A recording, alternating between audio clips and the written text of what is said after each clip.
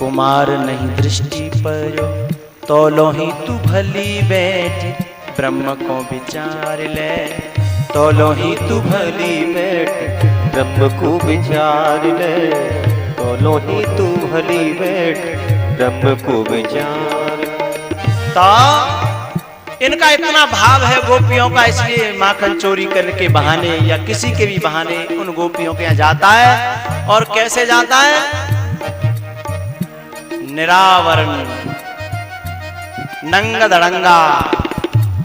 शाम को बाबूजी सोए काजर लगाए के और सवेरे जगे। क्यों भैया? बच्चा शाम को धूल में खेल के आवे और फिर बाबे पानी के छींटा और ऊपर यहाँ शरीर पर कैसा मलूक चंद हो जाता है। ऐसे कन्हैया शाम को ब्रज रज में खेल के आए, कुछ दूध पानी पिए, उसके छींटा पड़ जाए तो ओक से बह जाए शरीर पर और वैसे ही सो जाए। और रात को मैया सोते सोते काजल लगा ले मोटा मोटा। और सवेरे बाबूजी जगे और दोनों हाथ ले और आंख पर रगड़े और पूरे गालन पे आंखों का सामान कहां? गालों पे आ गया। देखो तो पहले ही भक्क भूरे ज्यादा है। एक तो पहले ही भक्क भूरे ज्यादा और शाम के बिना नवे धोए हैं। और ऊपर से फिर जो मेकअप और कर लो, ब्यूटी पार्लर पे जाके कराया फेशियल काजल का। सुबह जगे अपना किया और चल पड़े कहां? भक्तों को दर्शन देने के लिए व्रज की गलियों में। भगवान स्वयं भक्तों को दर्शन देने जा रहे हैं। भक्त का भाव प्रबल हो जाए तो भगवान के मन में भी संकल्प होता है कि चलो गलियों में, चलो गलियों में। और पता है मैया, अब तो खैर वो 2 साल का बच्चा होता है तभी उसको पहना देते हैं कुछ। पहले तो कई कई साल तक नंगे घूमा करते थे। और ये कथा तो 5,500 बरस से भी पहले की है ना? अब तो वैसे होते ही पहना देते हैं, लाओ पहना दो चड्डा। भगवान ने तो कुछ नहीं पहन रखा। कन्हैया की माँ यशोदा ने लाला की कमर में एक वो बांध दी कौंधनी और वहां में एक लटका दी वो टुनटुनिया। वो टुनटुनिया लटक रही है जिससे कि साधकों को मालूम पड़ जाए कि ब्रह्म आ रहा है। ब्रज की गलियों में ब्रह्म आ रहा है। अरे चलो तुम वेदांती हो, तुम योगी हो, तो तुम भी तो कहते हो कि अनहद का शोरगुल होता है। अनहद का एक शोर सुनाई देता है। तो ये ब्रह्म अपनी कमर में बांध करके शोर सुनाता है कि लो ब्रह्म आ गया। अहम नित्यम बोले किस लिए? पिला लो की धूल जब छोट छोट के पड़ती है। एक ब्रज में रसिया गाते हैं ना, से कहते हैं खातिर ना, क्योंकि ये कहना गलत था और गुरुजी कोई नादान नहीं है जो ये कह देते रसिया। थोड़ा सा खाड़ो तेरे द्वार खातिर कर ले नहीं गुजरी। ये रसिया खाड़ो तेरे द्वार।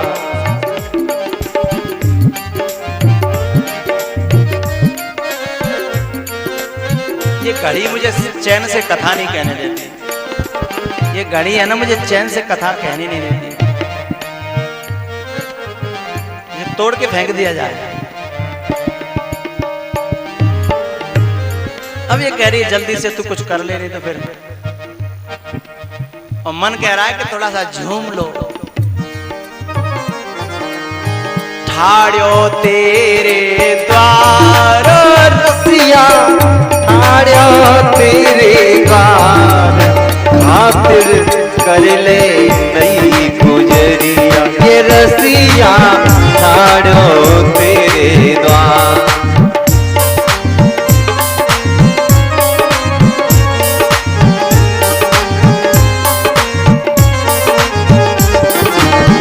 ठाड़ो तेरे द्वार ये रसिया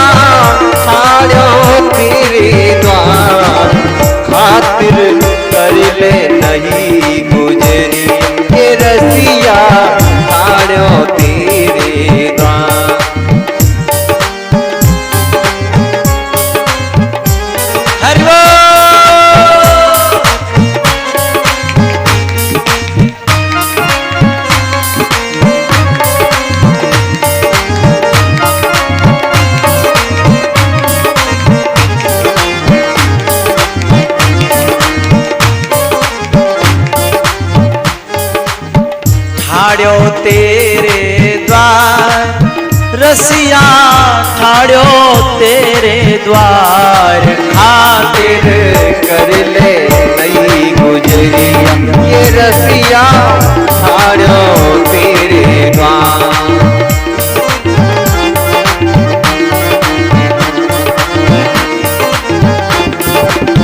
तेरे सब गाओ 1 मिनट। ठाड़ो तेरे द्वार रसिया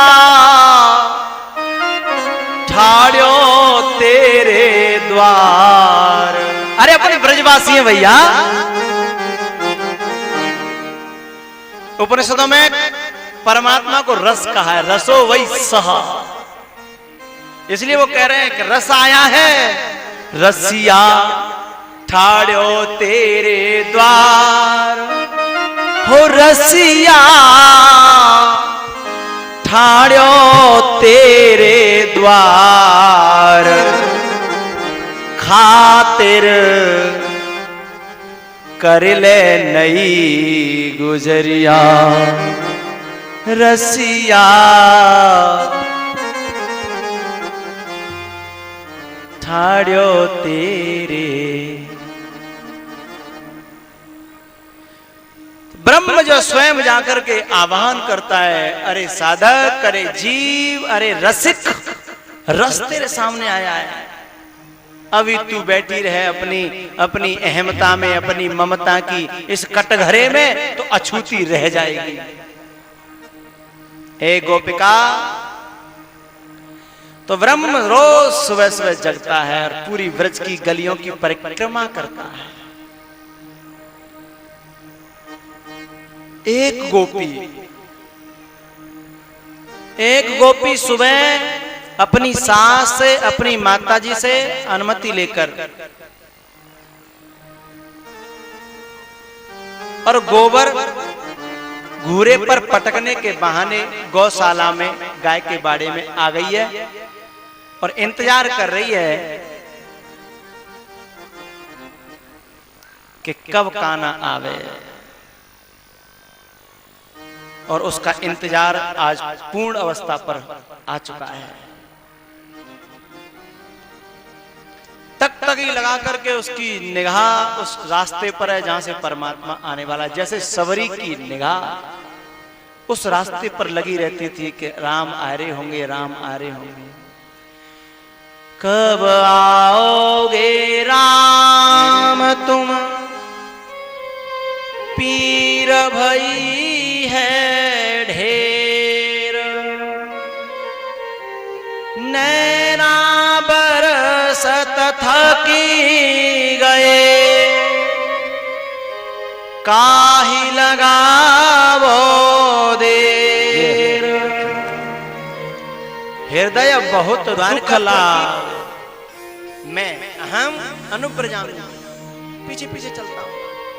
काहे लगावो दूर जब छोटी छोटी पड़ती है, परमात्मा गुरुजी से कहते हैं गुरुदेव ना, क्योंकि ये कहना गलत था और गुरुजी कोई नादान नहीं, आंखें उस मार्ग पर टिक चुकी हैं। इसका मतलब है चारों तरफ से चित्रकूट हमारी वृत्तियां, हमारी दृष्टि हट हटा करके एक मार्ग पर एकाग्र हो जाए तो ब्रह्म को, सोते हुए ब्रह्म को जग करके हमारी दृष्टि का विषय होने के लिए आना पड़ेगा।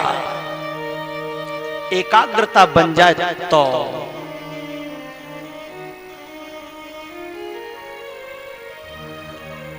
योगस्य चित्तम वृत्ति निरोध।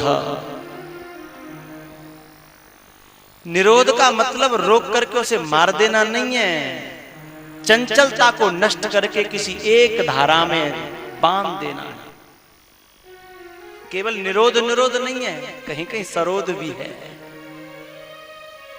उस गोपी की दृष्टि टिक चुकी है कि नैना बरसत थकी गए, काहे लगावो तेरा।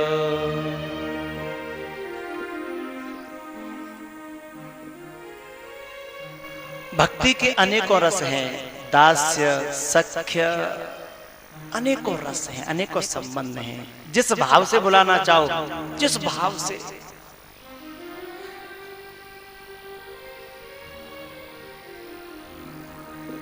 मेरा यार बन के आजा, चाहे सखा बन जा, या मेरा प्यार बन के आजा, तू बहार बन के आजा, आजा बस। नैना तरस रहे हैं, मुखड़ा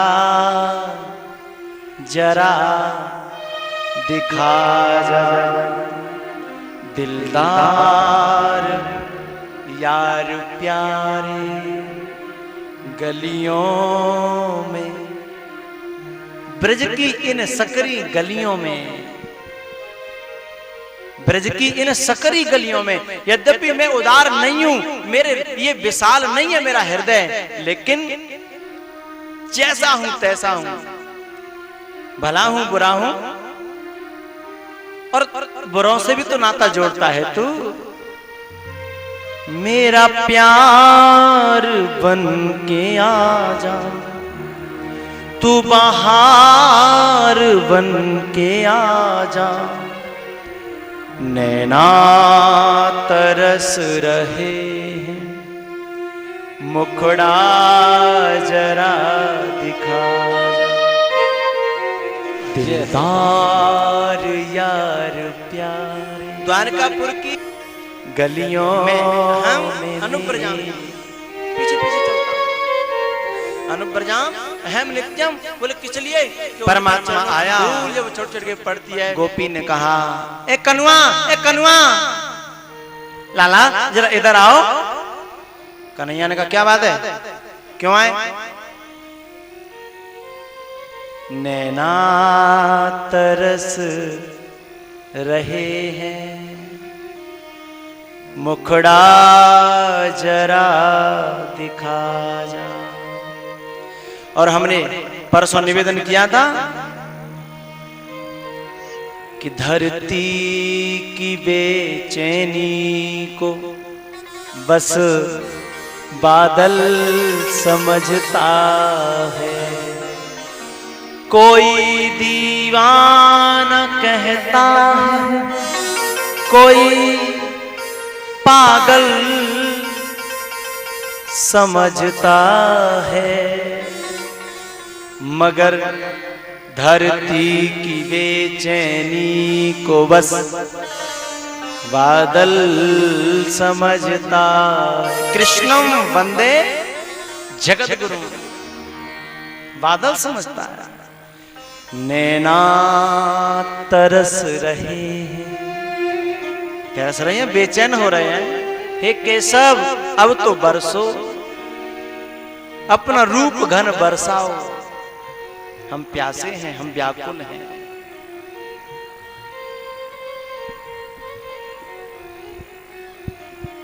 क्या बात है गोपी, क्या चाहिए? लाला मैंने तेरे सहारे, तेरे भरोसे मैंने गोबर की बहुत बड़ी टोकरी को भर लिया है।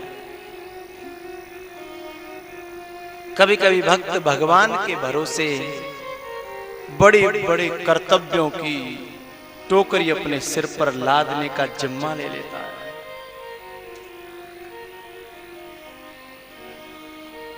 उसे पता है कि योगक्षेमम वहाम्य, हम परमात्मा हमारा वजन उठा लेगा, वहाम्य वहन कर लेगा। कनुआ तेरे सहारे पर मैंने ये टोकरी बहुत भर ली है, अब वजन इतना हो गया है कि अब उठता नहीं। मेरे सिर पाप की गठरी,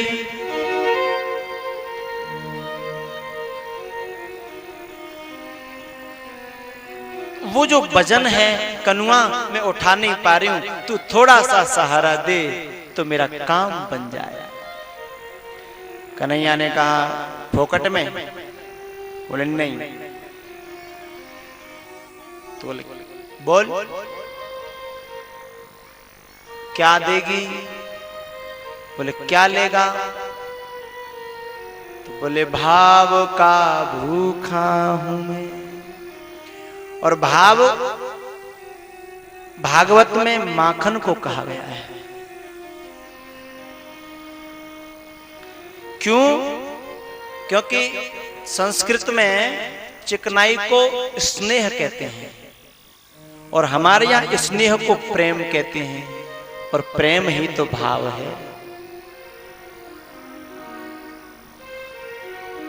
तो बोले ठीक है, मैं तेरे को जितना चाहिए माखन दूंगी, भाव माखन। बोले ठीक है। भगवान ने गोबर की हेल उठवाई और डाल के आई। कनुआ ने कहा चल अब हमारा हिसाब किताब कर। बोले लाला एक हेल नहीं, गोबर तो पूरा पड़े है। बोले गोपी ये तो तेरा तरीका ठीक, उंगली पकड़ के पहुंचा पकड़ती है। बोले कनुआ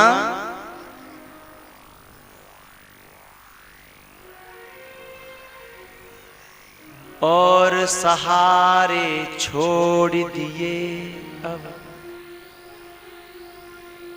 तेरे एक सहारे पर ही तो मैंने सब ये जिम्मेदारी ले ली थी। अब और तेरे को छोड़ करके फिर और किसी की शरण में जाके इसकी याचना करूं?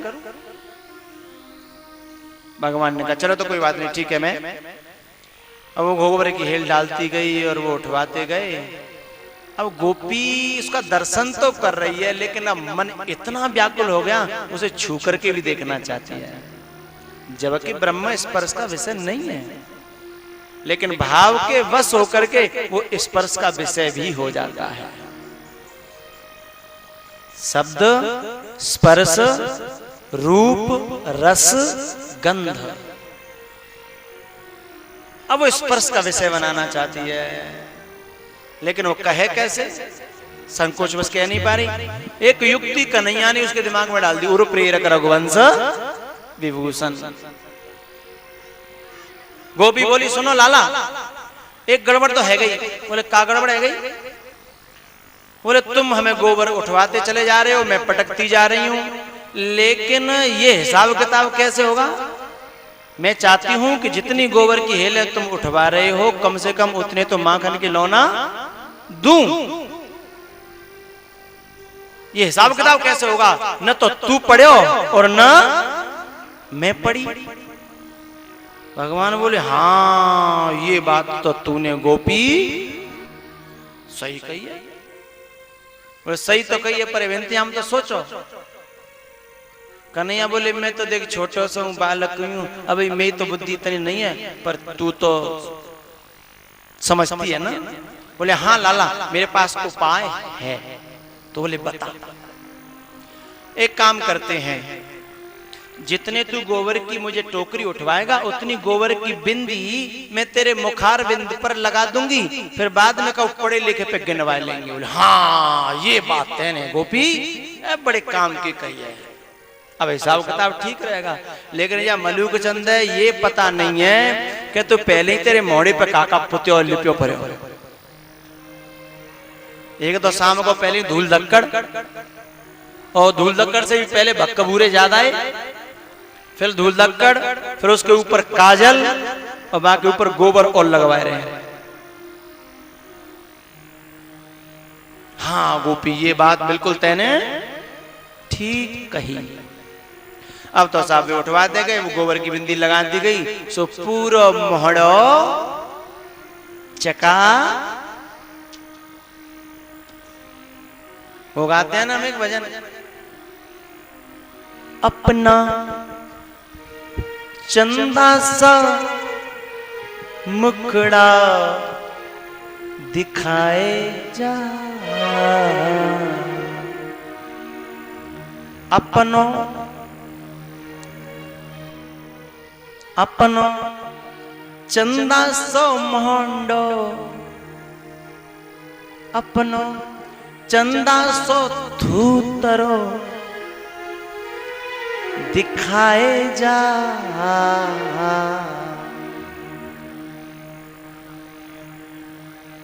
4 तो बज गए।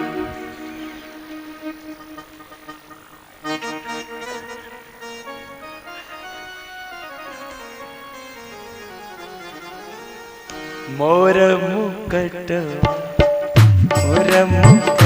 वाले, मोर मुकुट वाले, मुरारी लट वाले, ओ चंदा सा मुखड़ा दिखाए जा, अपनो चंदा सो तरो दिखाए जा।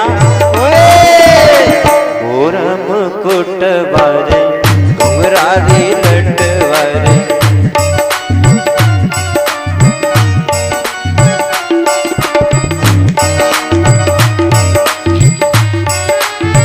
मोर मुकुटवा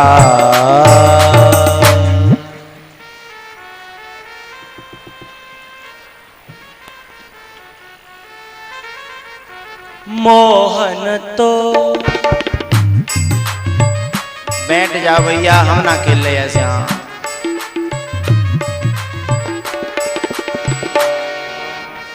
तो बिन मोहन चैन परेना, राह तकत मुरे थकी गए नैना।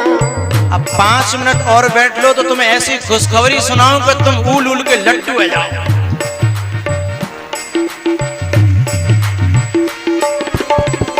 और बैठ जाओगे तो, और नहीं तो फिर चलो भैया आरती बोल लो।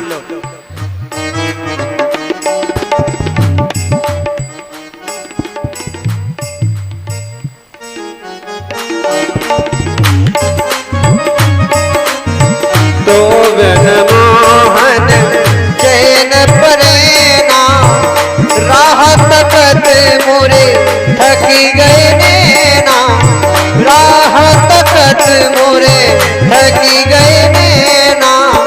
हाय मोरी अखियन के बीच समाए जा, हाय मोरी अखियन के बीच समाए जा। मोर मुकुट वाले, मुरारी लट वाले, मोर मुकुट वाले।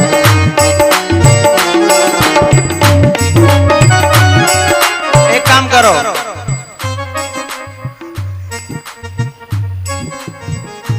अच्छा ये बताओ, बैठे बैठे नाचना किस किस पे आता है? हाथ खड़ा करो। और तुम्हारे संग संग हम हाथ खड़ा कर रहे हैं। बैठे बैठे तो हम पे भी आता है, तो खड़े क्यों होते हो ज्यादा? बैठे बैठे कर लो। बेदर्दी तो है दर्द न आवे, बेदर्दी तो है दर्द न आवे। काहे जले पे नान लगावे, काहे जले पे नान लगावे। ओ आजा प्रीत की रीत निभाए जा, ओ आजा प्रीत की रीत निभाए जा। मोर मुकुट वाले, मुरारी लट वाले। नाच लो नाच लो, बैठे बैठे बस। हम बैठे भी बैठे कह रहे, उन्हें समझ में ना आए। मोर मुकुट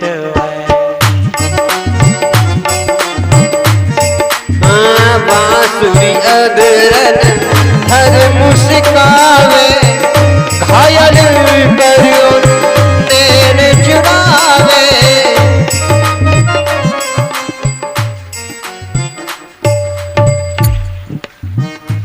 कछु लोगों तो बिल्कुल शर्म ही ना आंखें नमने को। ओ आए जा श्याम पिया, आए जा आए जा। ओ आए जा श्याम पिया, आए जा आए जा। ओ आए जा श्याम पिया, आए जा आए जा। मोर मुकुट वाले, मुरारी लट वाले, मोर।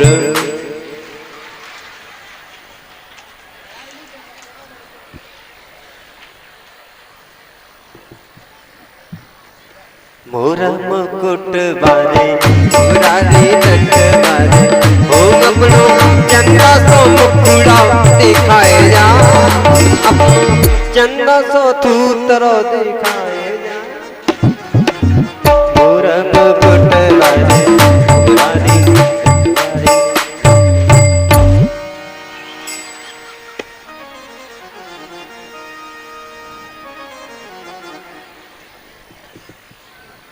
दिल तो पागल है,